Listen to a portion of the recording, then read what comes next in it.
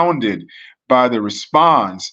And the reality is that when the Honorable Elijah Muhammad was started talking about this in the early to mid 30s, you didn't have cell phones all over the place, Right, and right, right, and the right. sightings weren't ubiquitous.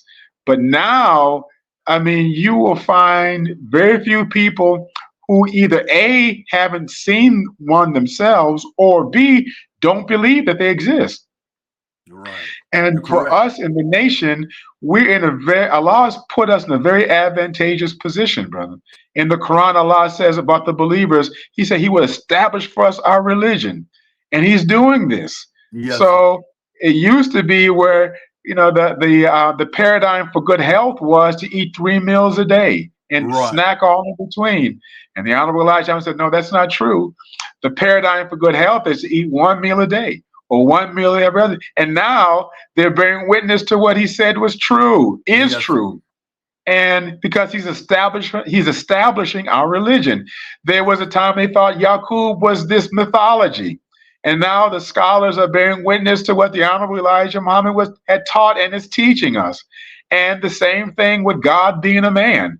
Now the scholars are bearing witness to that truth. And of course, now the mother plane and Yes. the baby plane. And so he's establishing that truth. Um, and I read Brother Ilya's book, UFOs in the Nation of Islam.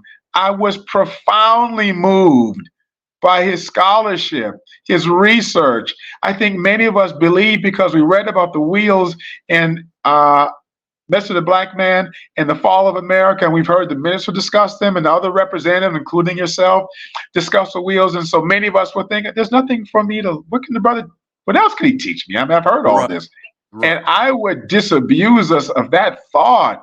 Yes, His sir. scholarship is outstanding Yes. in this, brother. And so the documentary and what he's done, I'm just impressed.